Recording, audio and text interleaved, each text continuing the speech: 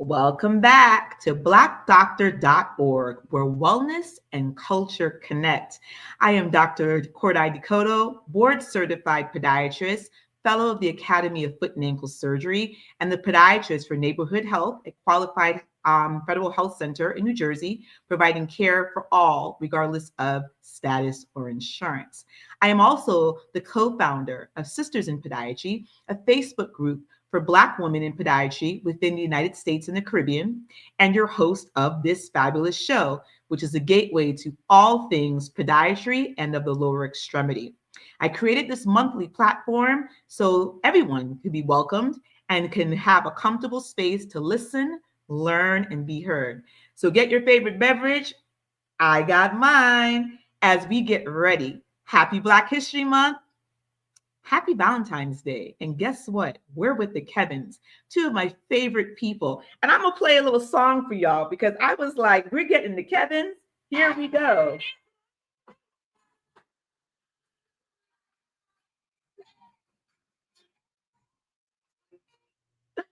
So we're going to welcome them to the show.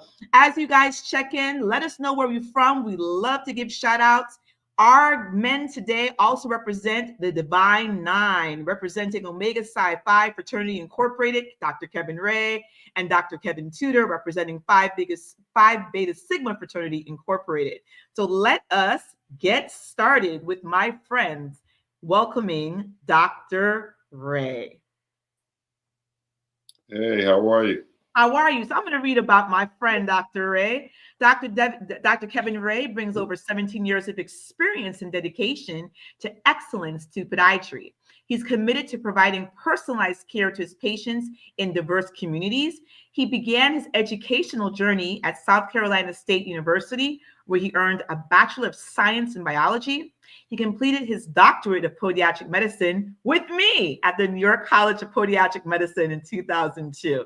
He furthered his surgical skills through residencies at the prestigious University of Pennsylvania Medical Center and Drexel University of Medicine, Hahnemann University Hospital, focusing on foot and ankle surgery. Dr. Ray is a member of the American Podiatric Medical Association and the American College of Foot and Ankle Surgeons, with a special interest in reconstructive foot and ankle surgery, diabetic wound care, heel pain, sports medicine. He has affiliations with New York Presbyterian, Mount Sinai Hospital in Queens, and multiple practices within South Carolina and Georgia. When he's not caring for patients, he enjoys diverse culinary scene in various areas, his favorite sports team, spending time with his family, and he was in politics.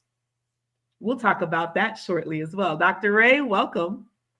Hey, how are you? I'm good. Good to see you as always. Always good to see you. Always good to see you. All righty. So I'm going to bring on our next guest, who was a mentor to many of us and a friend, Dr. Kevin Tudor. How you doing? How you doing? So Dr. Kevin Tudor, affectionately nicknamed the Doc, was born in New York City. As a child, he loved watching movies. He was a biology major at Lincoln University, for all our HBCU people, hey, in Pennsylvania, where he had work-study job in media, film events around campus. This is where he learned camera works and film editing. He is a graduate of where? The New York College of Podiatric Medicine, like us, and completed his residency program at Coney Island Hospital and Gouverneur General Hospital.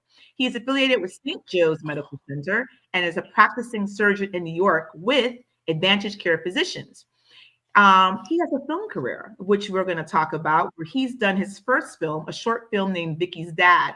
We're going to get into all that. And he's created Sandstorm's production with his first feature, Truth and Fairy Tales, about HIV and AIDS, which has much acclaim. I love when podiatrists are not just podiatrists, but we do everything. So welcome, Dr. Tudor. Hey, thank you for having me. So the Kevins.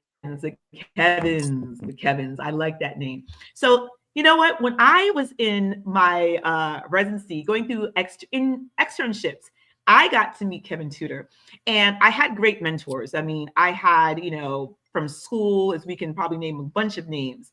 But when I met Kevin, I was like, ooh, I want to be like him. He's so cool. Ooh, how do I do this? And he was nice, because sometimes, we get, I would say hazed a bit during going through residency and externships. And I know like my cohort of friends who Femi Francis, Disnola Charlot, Rishi Coart, we had a good time under you.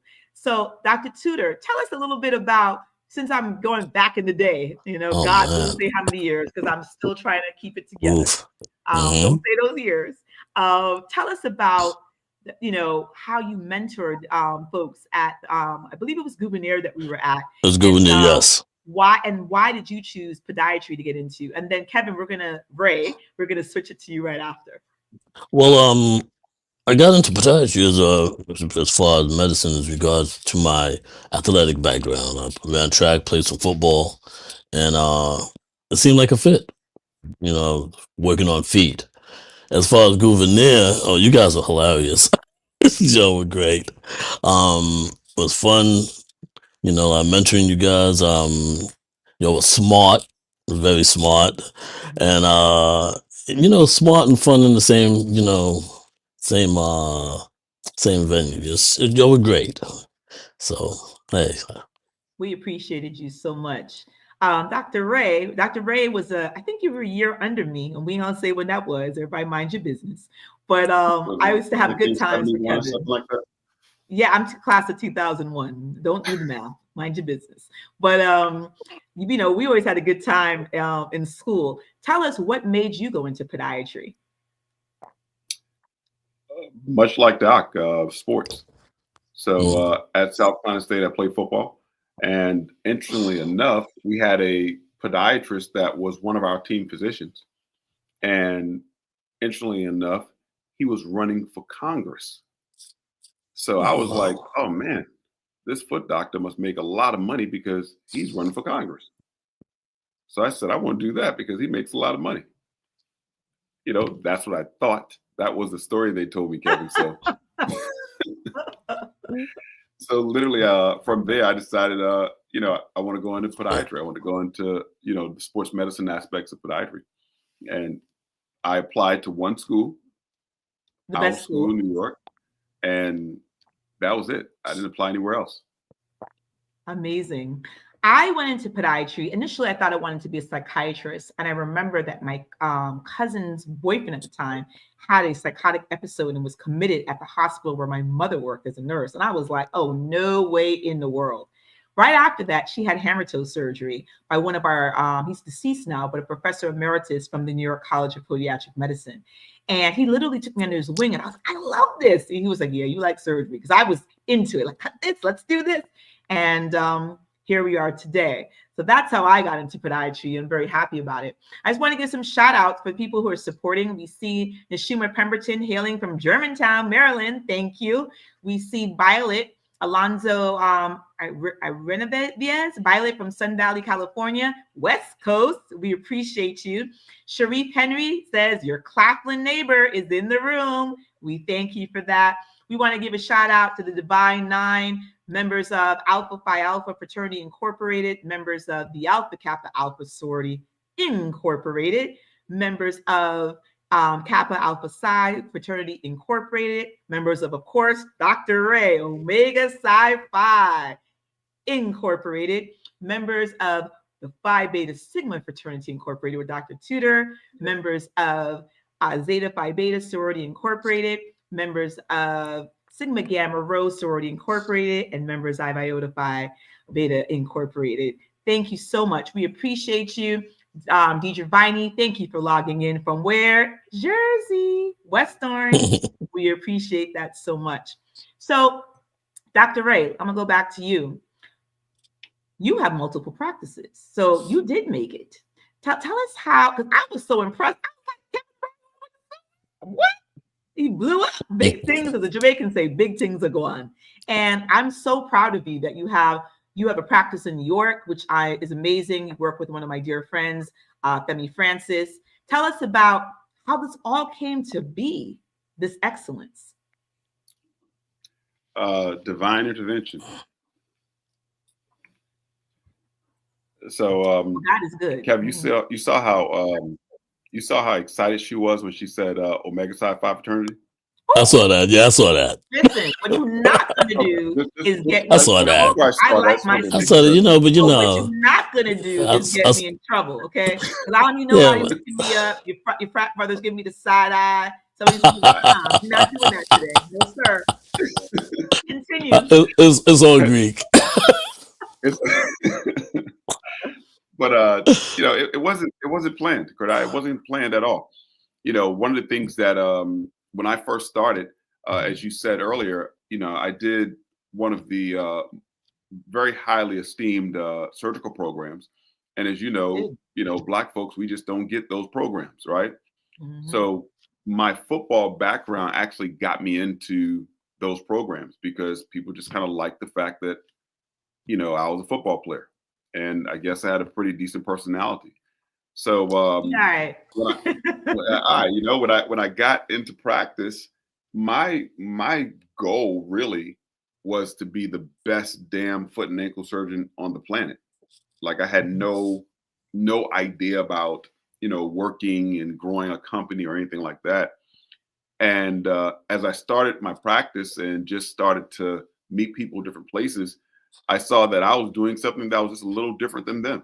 And what I was doing Really? different was I took that New York persona and brought it to South Carolina, right? And one person joined on, and the next person joined on, and at year number 6, I realized that I'm like, man, I got like 6 practices in 6 years, and I didn't intend to have that. So Very nice. it just kind of grew from there. And as you said, I've been very fortunate. I really started to like the business side of medicine even more so than doing the cool surgeries, right? Mhm. So I doubled down on the business aspect of it and really started to dive in and learn to understand the business of medicine. And, I don't know, 16, 17 years later now, we're up to 30 plus doctors, locations in South Carolina, Georgia, North Carolina, Virginia, New York. So it's been pretty good. Amazing. Tell Very me, just nice. touching on, right? All right, Mr. Ray. So, Dr. Ray, tell us about, because for anybody who's in my area, in the tri-state, tell us about that practice just a little bit. So essentially, currently we have 3 locations in Queens, New York. And I'm talking with people all the time around New York. I was just on a call yesterday with the gentleman out in Westchester, looking to join our company um, because I think we have a pretty good value proposition. We're not private equity. It's all money that doctors in the practice generate. So it's just a different model and how we create value. But the reality of it is, I have no desire to go anywhere else. My goal in New York really is to be the king of Queens. And the reason for that is because I think where a lot of companies have failed in New York, New York City is unique, as we all know, Yep. and And every expensive. borough is different, Mhm. right? Like Manhattan insurance mix is different than Queens insurance mix, is different than Oh, Brooklyn insurance mix, and yes. those that have tried to be in all those places, they failed. They've Mhm. not done very well there. So our goal is simple: stay in Queens and literally be the largest practice in Queens and really control that insurance mix. Sounds amazing. I just want to give a quick shout out to Marilyn Covergirl Calicott from St. Louis, Missouri. Thank you for tuning in. We appreciate you. So, Dr. Tudor, Kevin, so Yes. you did academia, which I love. It was such a refreshing way to see a Black man who was leading in surgery. I was just excited. I was that little student, like, because I saw a reflection of me in you. And you work for Advantage Care Physicians. Tell us about Yes. academia and tell us about multidisciplinary or a big mega group. Tell us more. Okay. Well, from my start, I did not start going from undergrad right to podiatry. I went into science to the point where I was looking at a PhD. So my surgical background started at Montefiore Medical, where I was doing a lot of cardiovascular. So that's my initial start at doing surgery.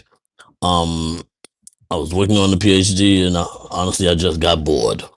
I thought I was becoming a lab rat after a while, and with a little push from a friend of mine, she said, you know, your personality would be great in front of patients. So I decided to go and take the MCATs and things of that nature. Whereas I thought about going into cardiology, but I said, you know what? No, let's do feet because of my athletics. Um, Once went through there, Gouverneur came about, Coney Island came about, so sharpened up my skills a little bit, and I went right into private practice where people were telling me it was a bad idea. So I took a lot of the patients who I had was at Gouverneur with me right over to my office, and people at Gouverneur really didn't like it, so they hired me back, and that's where I got to meet all you Getting a side guys. eye from folks from Gouverneur right now. I got a lot of side eye, but after a while, I came out here to Advanced Care Physicians and left private practice. A lot of negotiating for price, of course, and things out here is good. I try to keep my surgery day for one day, but my clinical days, I have a very, very heavy populace. I average somewhere between 30 and 35 patients a day, and I know, because when I talk to you, you're like, listen. uh, yeah, I mean, and the thing is, I don't have your garden variety, just cut nails, cut calluses. I need an MRI. How am I going to fix this when we go into surgeries? So, my days are very, very busy, very busy. Understood. I Hmm. working for a federally qualified health center. Hmm. I get very interesting cases. Get anything like today was a case which is good. Chronic Achilles pain. Hmm. When you have the word tendinosis, and this is for our people, not us, that means that the acute stage is over. You chronically have pain, and so one of the Hmm. newer procedures is 10x, which I Yeah. like because instead of the traditional opening you up, fixing up and cleaning out that tendon. And if you have a bone spur, taking that out, and now you have stitches, and now you're in a cast, and now, we can get you back moving and grooving faster. Maybe being in a Hmm. walking boot for a week or two, followed by an insert in your sneaker with physical therapy. And particularly for our aging population, overweight, everybody wants to do Ozempic and what have you these days. We're getting people back to function much faster. So I like that. And then, providing care for those who may be, financially disadvantaged. That also Hmm. is something good to make sure everybody's receiving, care. And yeah, so you know what? I want to ask the Kevins, and I love that I call you the Kevins. I think that's the name. So let me ask you a question, especially I'm going to pose it to both of you. Being Black men in a field that traditionally has not been a lot of Black people. I think when we were in school, Kevin Ray, we started popping out everywhere. I know my class, we just took over. We had a great time. Zackeesh Shabazz, Yeah. Melvin Baker. Oh, it was a lot of fun. And I know I appreciated all my mentors, no matter what they look like, pink, green, whatever. But what I, looking back now that we're mentors, I mean, I can't believe we're at that age. What would you say? People hear your name, Kevin. I mean, and people are like, oh, Kevin Ray, and everybody is a classic tutor. What would you say, Kevin, that you think that you bring that makes people want to come into podiatry? Wow, good question. What do I bring that would make people want to come into podiatry? When Um, there are people besides A, I want to see you as my doctor, but B, I might want to be a podiatrist like you. Somebody's watching right now or has met you, it's like, oh, he's just really cool. What do you think is your joie de vivre that you bring? I think that you know it sounds it sounds a little disingenuous or arrogant, but I think that I really bring myself. I think that people see me just kind of how I am and who I am, right? Mhm. Um, I'm not the typical. None of us are, but I'm definitely not the typical doctor, right? When people see me, they don't think doctor. From the way that I dress to the way that I speak, to the way that I look, they're not thinking that at all, right? So that je ne sais quoi, that, oh man, so you're a doctor, right? And then to find out that I'm unapologetically a podiatrist. And I say that I'm unapologetically a podiatrist. I'm a very successful podiatrist, very successful. Yes, you are. And that in and of itself, when I'm not, as you guys know, coming through school in different places, and even I was just at the conference last or 2 weeks ago. Some doctors can be very lowly. I've never been that. I have a confidence that I exude that. Is it because you're acute? Partly because I'm acute. Partly. Can't hear you. You can't hear me. But I think that's what it is. When people see me, the lifestyle that I live, because that's what's out there now, right? Everyone wants to see how you live to determine whether or not you're validated by what you do. So Absolutely. People that are watching, they think that, oh, this guy got a pretty good life because he can fly to New York once a month. And it's like, man, you fly to New York once a month? I still haven't even seen you in New York since you've been flying once a month. Can't hear. Okay. Kevin, you got to have lunch with all of the two of us. So, but I fly to New York, not to New Jersey. You see how he does me on my show, right? My show, Jersey. Okay. It's around the corner, right? Jersey, okay. Don't do it. But yeah, that's a very good question. I think that mainly it's just people are always watching. I can't hear. Are you saying you can't hear purposely being funny? Can't hear.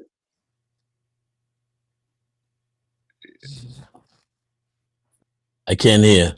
Oh, he really can't hear. I don't There's know no why sound. he lost volume. Check. I'm gonna just say for a quick thing. Go into your settings again and check it. Nothing's changed.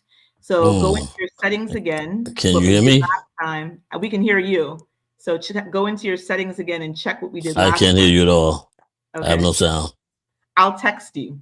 But I'm gonna ask Kevin another question. I'm gonna ask Kevin another question while we do that. So I love that you said that. I think I am unapologetically who I am. I like being a podiatrist, but I also like a variety of the things that I do. I'm also a whole person. There's so many interests that I have, and that's what I wanted to talk about. Your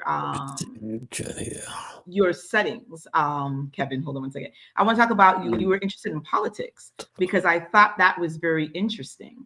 Tell us about. Can you hear me? Asia, okay, I'm going to log off and come back on. Yes. Tell us about your run for politics. When I heard you did that, I was like, he's running for politics? I love that you had the gusto to say, why not? Why not me? Tell us a little bit about that. Well, my run for politics, or my multiple runs, I've ran a number of times. I've probably run every 2 years, to be quite honest. And the reality of it is my true interest in politics is based on the fact that I believe in getting information at the highest level, right? Not that I'm so engaged in wanting to be a politician, but I want to be able to get information at the highest level and disseminate that information to people that look like us so that we can actually. Kev, you on? You good? I'm on. I can hear now. Thank you. So, your background is a little grainy, but that's okay. Yeah. If our producer is listening, you might want to mute Dr. Tudor for a second. I don't know if she can, because she's in charge of it, but I digress. Continue, Kevin. No, Great. Sorry. So, as I was saying, the question was related to my interest in politics. Mm-hmm. And I was saying that my interest in politics really just stems from being able to get information at the highest level and being able to disseminate that information. One of the problems that we have as a community is that we don't have a bench when it comes to politics. Our Black legislators locally, nationally, they're aging. Mm-hmm. And those of us that are younger aren't getting engaged into politics as we should. So if we do not get into politics, what ends up happening is we get left behind. So there's going to be a lot of things that really pass us by, and we can't afford to have that happen. I agree. Thank you. Well, we appreciate you. We want to give shout out one to my favorite podiatrist who taught us, Dr. Randy Cohen. Thank you so much for tuning in. Dr. Cohen, I have great memories. We had our cohort, and we used to have food. We would have it was bad. So what happened is we had the Caribbean folks, African American folks. We had our Jewish friends. We ate so well. I mean, I was just like, I'm gonna eat every Friday, and it was so much fun with Dr. Asta, who I love. This is a great memory. So thank you for logging on. I just want to give some more shout outs because we've been getting them. Hello, Michelle Reynolds West from where? Jersey. Thank you, Ranger 8 Jake. He says he's proud of the three of us. Thank you so much. Ursuline Dantzler says good evening. Good evening back. Miss K Turn says, hello, my positive people. New York Zeta representing. Congrats on the wonderful accomplishments to all of us. KT from NH, New Hampshire, I believe. Maryland Cover Girl Calicott has a question, and we'll talk about that in a second. Kevin Tudor, so you see that he ran for office because, like I said, we're whole people and we're diverse. We didn't, and the three of us were never boring. That was one thing. You are a filmmaker. Yes. Tell us about that. Sandstone Productions. When I was at Lincoln, my work study job was at this place called the IMC. So where we did Your film background's and- a little grainy, so we're just letting you know. But continue. Me? Yeah, but it's okay. Continue because we need to hear. Anyway, what happens is I always love film. I mean, it's I was always told you cannot do two things at one time, and I've been told that all my life. I mean, I'm the epitome of someone who's being told that you can't do A, you can't do B, you can't do C. I mean, you're too small to play football. You're too slow to run track, which I did both. So one day I had the nerve to say I was not smart enough to be a doctor. But anyway, that's another story. But when I got into film, they were saying you can't do medicine and film at the same time, which I tell anybody, I love talking to kids. I tell them there's no such thing as no. You know, if you want to do it, make the time, make the effort, make it happen. So, Sandstone Productions come about. I was working with this other guy about a movie that you come to find out, I thought he knew everything and I knew more than him. And I wrote this one screenplay, and it was kind of weird because I end up in a show where I'm looking at people and they're looking at me and I'm saying, oh my God, this is real. you know, and people are saying, asking questions at Q&As and help, you know. But after a while, I found that it was satisfying, I'm getting out, I'm telling stories, and then I come in here and I'm using both parts of my brain, the academic as well as the creative, and it's a fun atmosphere. So right now, and I'm put a plug in, my next movie, Tin Man, is coming very soon. Watch for it. I think you'll be really excited about it. I'm excited about it, so hopefully you guys will too. I'm excited for you. You still may need to log out. You were perfect, and I don't know what you did with your phone, but there's a lot of background static. So I'm going to task you to log out and log back in one more You got time. it. Not a problem. Thank you. So yeah, I'll talk about me while he does that. So I feel the same way. I have a nonprofit called Sisters on the Vineyard, which is a solstice for health and wellness, financial literacy, and advocacy. Last year, in our second year, going into our third, we had Sunny Hostin from ABC's The View as our keynote speaker, Malik Yoba, who's Kevin's frat brother from Empire, and of course, New York Undercover, as our guest speaker, and 8 board certified physicians, wellness coach. We did it on the grounds of Uptown Magazine, where they are on lovely Oak Bluffs in Martha's Vineyard, and we enter in year 3. And I'm starting a business because I'm a breast cancer survivor, as many people know, which I'll be doing a consulting business for a breast cancer journey. So I'm excited about that. And then we have this show. So never boring. That's never going to happen, but always plugged into the culture and the connection, and especially with our people for podiatry, which is so important. So Kevin, there's a question. I'm going to give it to both of you while Dr. Tudor logs on. Dr. Ray, someone asked, Do you recommend foot surgery with someone who has neuropathy in their feet to remove bunions? Yes or no, and why? Yes, because for in our practice, I mean, literally, I have this conversation 20 times a day. Mhm. When we're looking at someone that has neuropathy, I'm going to make an assumption that that person has diabetes. But obviously, you can have neuropathy without having diabetes. And I tell patients all the time, with our diabetic patients, we do two types of surgery.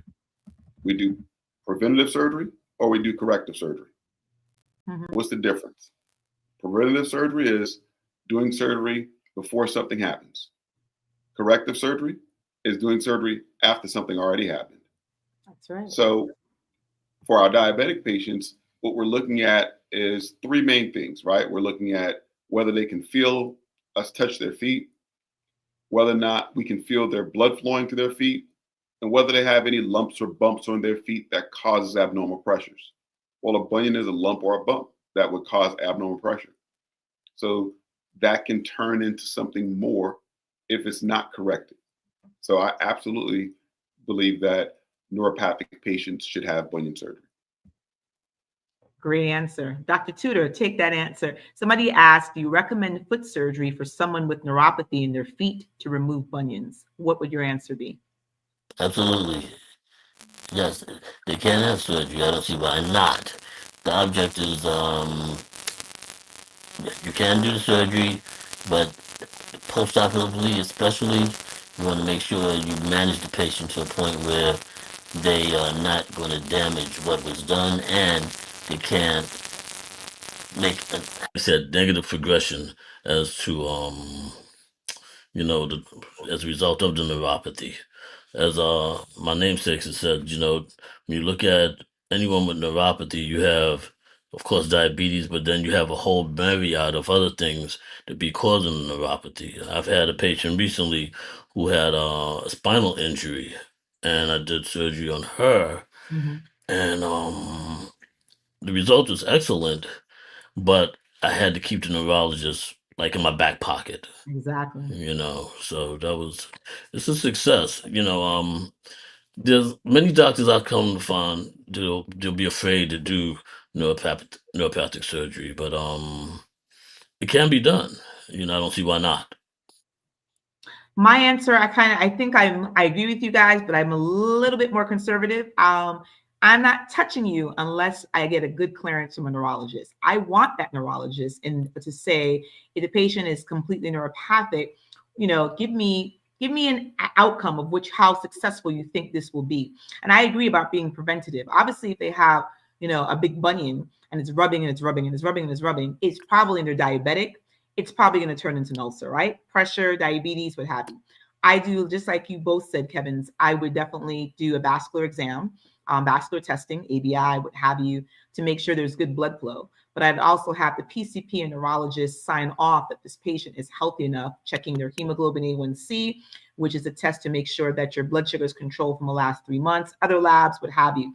And, I would prefer to be, like you said, Kevin Ray, preventative than now we're going into treatment. It's much easier, obviously, that way when you're like, oh, crap, something's happened. So I hope we answered your question. And yes, you said the young lady said that. Thank you. Yes, type 1 diabetes and along with back injury, which makes it complicated. Definitely a neurologist would have to be in that. Wanted to say a quick shout out to Keisha Turner, my friend, who's a Zeta sister at Neighborhood Health. Thank you, Keisha. We appreciate you tuning in. So let me ask you guys another question. Let's talk about this week. I mean, we're only on Wednesday. What has been your most interesting case for this week? And I'll throw it at Dr. Tudor, since we all see a variety of things, and this may be interesting for people watching. What has been an interesting case, surgical, non-surgical, up to you? What have you seen that you would share that you'd like to say, this is something I see in my office and that I can take care of? Dr. Tudor. Wow. Okay. What have I seen that's most interesting? Mhm. Actually today. Okay. Gentleman comes in. I haven't seen him in a while. He comes in with a ulcer to his great toe. Big toe. Diabetic. Mhm. Yeah. big toe, but he's seeing wound care for the ulcer. But the wound care guy says, well, he has nails. I don't touch those. So they send the guy to see me, and the nail is sticking straight up in there. It's really graphitic, as we call it, very thick, and it's hanging off. But it's right next to the ulcer. So I'm looking at the dressing, and I'm saying, who did this dressing? And the wife is saying, the guy at the wound care. I'm like, really? And the dressing was really, really poor. I'll just say, very, very poor. So after removing the nail, yes, very much. I redressed it, and the wife was saying to me, she says, well, why did you dress it like that? I said, well, and I explained, I isolate the ulcer, do A, B, and C. And I said, well, this wound care specialist, this is how it should be dressed.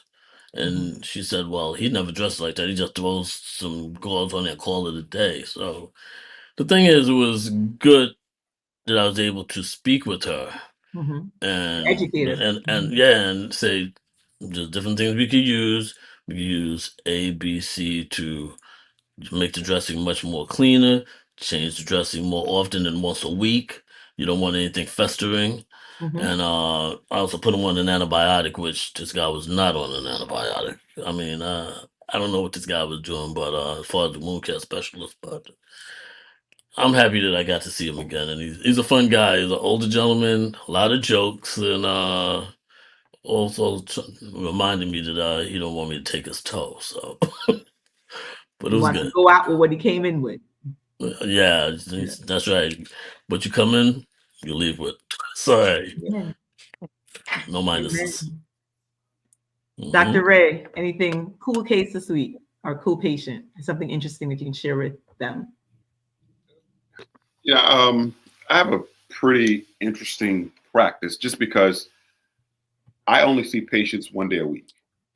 And it just so happened to be it's Wednesday today. And I usually see anywhere from 40 to 45 patients on that one day. And probably 60+% of those patients are either pre-op or post-op. So I'm only seeing those types of patients. And as we discussed, I have a pretty large practice. So I'm kind of doing the stuff that most of the other docs don't want to do.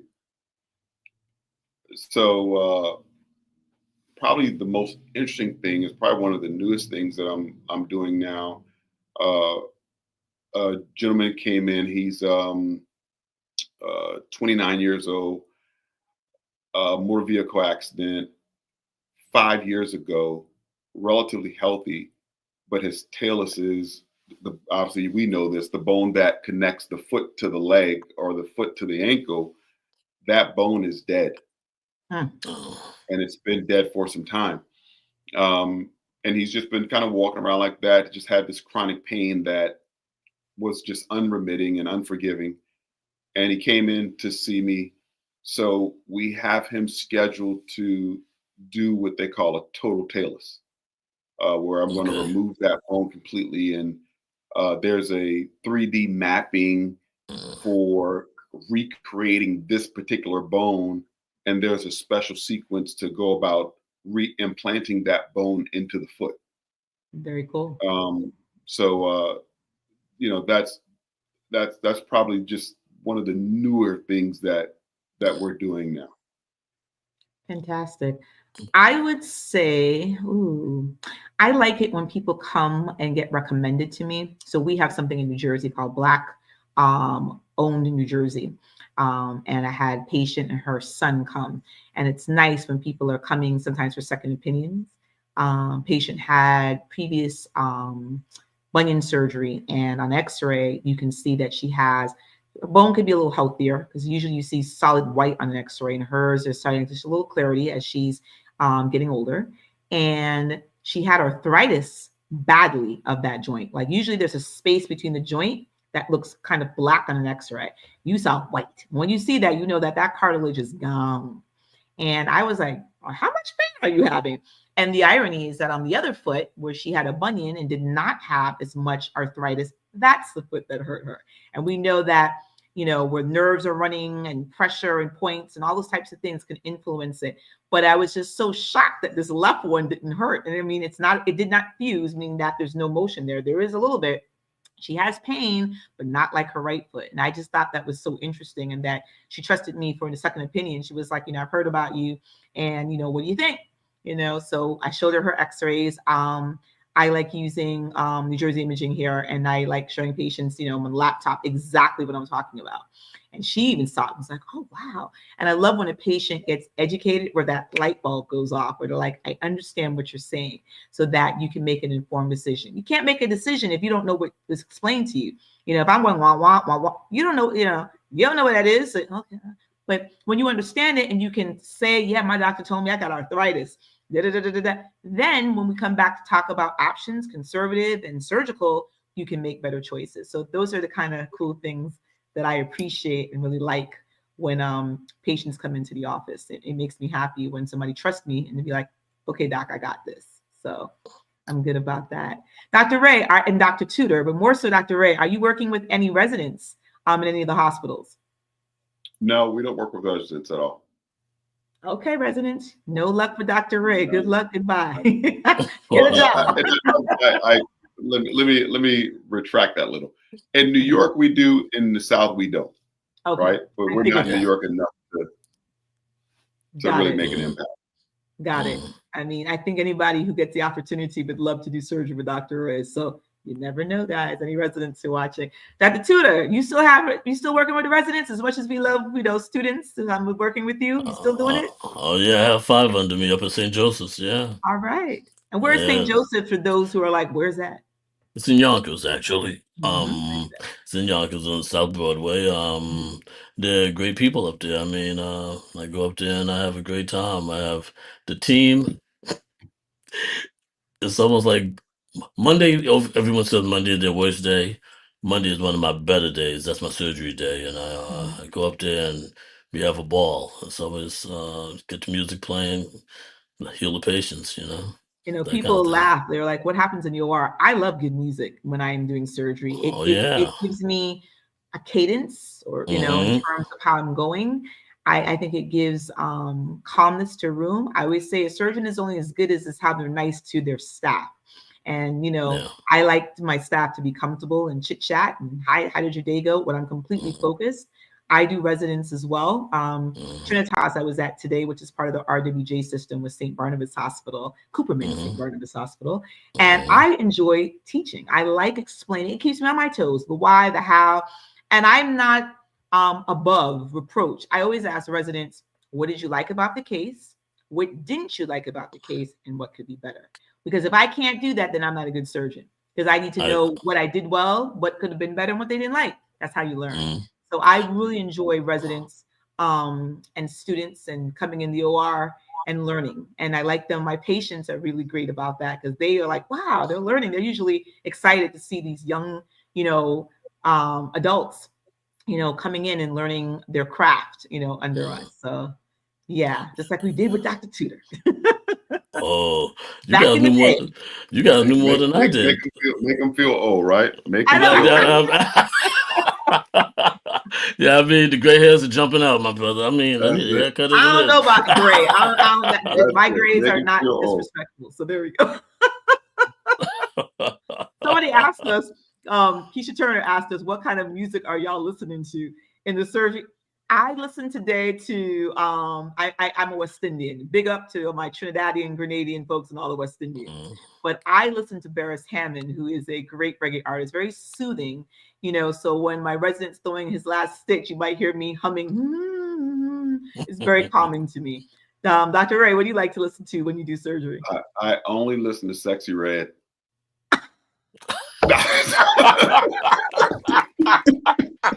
This is why we don't mess with the cues. Okay? I really don't even know Sexy Red. Oh my goodness. You know what? I can't even come up with an answer after that. you got him so confused. His camera went. I can't even come up with an answer.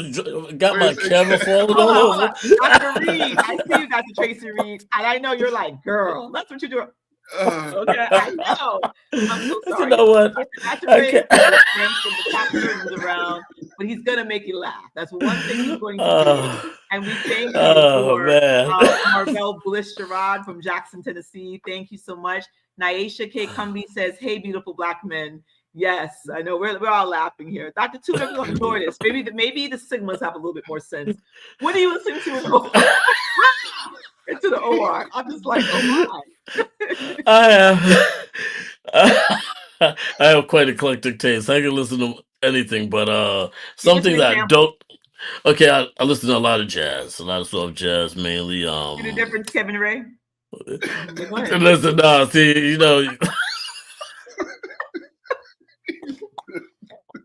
you know what, man. Next question, I'm going before you, man. Oh my goodness. Okay. Who said sexy red? For those who are of an age that don't listen to hip hop, she is a Oh Lord, I'm she's done. a hip hop artist that's a bit what's the word? Hypersexualized, and he's just being an idiot. But we're gonna ignore Dr. Ray right now. Why, Lord? We gonna pray for you. Okay, we gonna pray for you. Look, long the surgery gets done correctly, right? That's it. Surgery get That's done. it. Hey, Exactly. patient comes out bopping a little bit. I ain't mad. Okay. Somebody said trap music. I said, so I'm done. I think we're done. I'm like, how do you recover from that? But I actually have another question. So, with the change in what's the words I want to say? With an aging population, because I feel like this generation, we're Generation X. Generation X looks good. We look good on here. Okay, little Gen Z, we ain't worried about you yet. Millennials, we love you, but Gen X, we looking good. As we are aging and we're active, people are walking more, joining different online workout programs. They're in the gym. They're doing all kinds of different things from ballet, they're playing ball. What are the things, especially as you guys are into sports, that you would tell, your average, I don't think there's an average patient, but I'll use that terminology. Like, hey, doc, I want to work out. I'm trying to lose weight. Are there any tips that you would give me? I'm going to go to Dr. Tudor first, because Dr. Ray, you're on suspension in the corner for a second. Yeah, man. Yeah, you're just a bad man, No, No, what you say? to answer the question, I tell all my patients, movement. Movement is key. Don't get me wrong, you need diet, which I need to work on myself. However, movement is key. I want everyone moving as much as possible. The more you move, the more the heart moves, the more vascularity. That's key. I mean, that's what I got out of sports mainly. I mean, um, the more you move, the better. If you're gonna sit in one place, I got this real bizarre thought of the more you just sit, the more you go waste away. Mhm. I used to say, Mhm. if you don't move it, you'll lose it. That's my Hey, key thing. I said, listen. gotta move it. Mm-hmm. Dr. I Ray, agree. okay, we're taking you out of the corner. Go ahead. I agree with Kev absolutely. I believe that you got to exercise your mind and your body. If you want to age well, you got to exercise your mind and your body. And our white brothers and sisters, they do a little bit of better job exercising their mind than what we do. And why is that? Because the old saying See is, what I if you just want did, us right? not to know, put it in the book, right? Mhm. So Mhm. we have to do a better job as Black folks educating our minds. And if we do that, I think that exercising our minds, exercising our bodies will have longevity, because we're beautiful, we're strong people just naturally, Mhm. right? So our natural strength does not lend itself to the strength of our minds. So we got to really be focused intentionally on it. I agree. Sometimes it's time. Sometimes it's if you're working multiple jobs, single parents, sometimes it's I'm in school and working a job. There's so many factors that create that space for how do I work out and access. Do you have a gym that you can access where you don't have to pay for, or is your YMCA affordable? In an apartment complex, do you have, a little treadmill, these sales that, people get, I'm like, when Amazon has a sale and other things like that, you might want to go get you a little something and do a little something. These days YouTube has free videos, which I really appreciate, because now you can't say that you don't have access. If you have a phone, put that phone on, prop it up against a book or on your ring and do a little something. And there's so many great folks on YouTube that have these great workouts, 20 minutes, 30 minutes. So it's not even something super intense that you have to be like, oh my God, they're about to kill me and I'm about to die. No, one step at a time, and increase as you can. So I think that's always imperative. And, changing our diet. A lot of us come, I know I'm West Indian, we like rice and peas, curry chicken, jerk chicken, ting and ting, soul food, mac and cheese, I love it all. Smothered chicken. I never knew what smothered chicken was until I moved up to New York, because we didn't have that in Miami, but I loved it. But again, you can't eat like that every day because it'll kill you, literally. And you have to have, varied colors, fruits and vegetables, lean meats, preferably fish in your diet. And I think that, it's important that your physician, taps on that and says, if your hemoglobin A1C is up, like, what do you eat, and how, and not just what you eat, because people will throw a diet at you, but sometimes, how do you have access to cooking? Do you know what things you have access? Food inequities are a problem. Do you have access to good food? And giving them some solutions when you don't. We have a food pantry for neighborhood health once a month. So that's nice. Important. Yes. I have a question. Yes, sir. Oh, I'm sorry for both of my He's partners in interviewing crime us here. now. Yeah, let's swing this. Do you find sometimes that you're telling your patients stuff that your internist should be telling them, or your PCP should be telling the patients about other parts of their body? Just like what you're saying now about diet. I find I tell my patients a lot of stuff that sometimes they'll say to me, well, why didn't my internist tell me that? Or why didn't my family practice doctor tell me that? I think it's important. I was wondering if you guys also do the same. Kevin, Ray? Man, that's kind of a loaded question for me, right? Because I agree. I think that there's a cultural bias, right? When you look at us as a medical community, us as podiatrists, as a medical community as a whole, color folks only represent about 4% of those physicians, right? So that means that the vast majority of people that look like us are being treated by people that don't look like us. Right? We had, I'm going to interrupt you for a second. We had a show with the different residency directors about the state of Black residency. And that was some of the things I brought up. Lil Scott Weil was on, and we talked about that. Like, how do we, educate the African-American community? What about the Latinos? Emilio Goez from St. Barnabas Hospital in the Bronx. It starts with people who look like us to say, hey, we're podiatrists. There's a field you can go into. Hey, let's talk about things. Maybe you're, Haitian and you like griot. If I know what griot is, I can be like, okay, maybe you eat griot Sunday, but you don't eat it 4 days a week. So if you don't understand the culture, how can you tell someone to change your diet? All right. Continue, Kevin. That's the cultural bias that exists, right? And unfortunately, that's kind of a generational curse. That's something that is not going to be corrected with us. We got to start it, right? But it's something that has to really be perpetuated. My son is 20. My oldest son is 27, and he asked me a question, Kev. He said, "Dad, as a man, what can I leave my community or my family? What's the best thing, right?" And I thought about it for about 10 seconds. And my immediate response to him was education. Because I can leave you all the money in the world. If you're not educated, you're going to fumble the bag. Right? So it goes back to this thing of us as a people educating our minds. Kodai, you said earlier, time, things like that. Let's go back to being simple. It takes nothing to put on some sneakers and walk. We've been doing it for a long while. Right? We don't need a YouTube. We don't need all that stuff. It takes nothing to sit on your floor. Try sitting on the floor at 50 and just getting up off the floor without holding on to something. That's a workout. And now you hold on. Not everybody's got. I'm going to make fun of you making the stallion knees. Okay, no, ma'am. Okay? I'm telling you, everybody got it. So it's those kind of things. So if we just start with the basics, I think that's where we really need to be as a community. And I think that's going to really improve us overall. A lot of people ask me like, oh, Kevin, you got a law degree. How do you went to law school and you went to time management? Time Make it management. happen. So let's stop making excuses and let's just get back to doing the simple things that we know we can do to improve ourselves. Okay. Amen.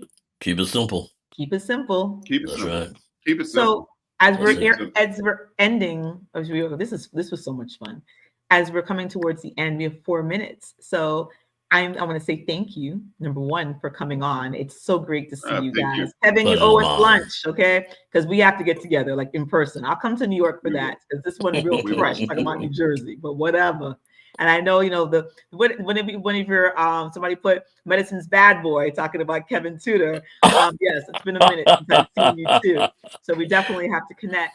So I Most always definitely. like to leave with my guests first saying, tell us where we can find you, both socially and professionally, in terms of, in your case, Dr. Tudor, your film. You want to give your social media handles and where we can find you in practice.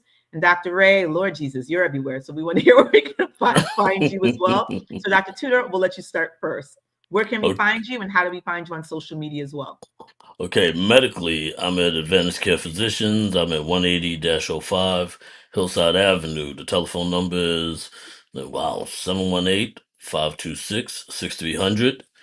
When it comes down to my movies, the easiest way to catch me is by my website, Sandstorm Flix. That Flix is FLIX.com. If you go there, it gives you directions to the movies, what's coming, what's going, and hey, and you can actually reach me via that vehicle there. Amazing. Dr. Ray, where can we find you? I'm still trying to find myself. So I don't know. In New York, obviously, our practice in New York is Foot Care Now. It is actually the only urgent care podiatry practice in the state, and we're labeled as such. And as I said, we have 3 locations in Queens. So essentially, our website is footcarenownYC.com. That's footcarenownYC.com. That's our website for our locations in Queens. In South Carolina, our mothership is Physicians Foot Care.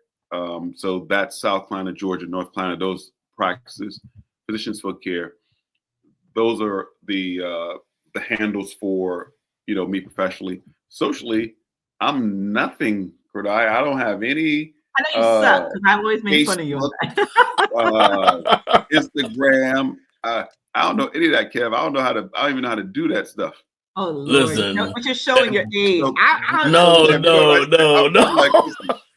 I said, I tell people all the time, if my cell number has not changed in 30 years, Yeah, if mine you don't hasn't have my changed. Neither cell have number, I. then if you don't have my cell number, you're not supposed to have it.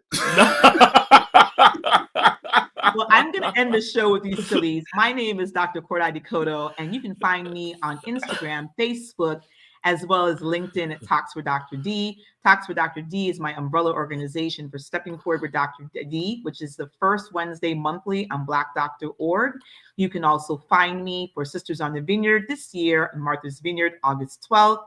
And also my breast cancer arm, Bigger and Better, as we speak for anything from Quest to the United Nations to the Divine Nine and women's organizations. It's been my pleasure. Look forward to next month, which would be March 5th, Women's History Month, where we're going to have Dr. Farah Alani and her team on. So happy Valentine's Day.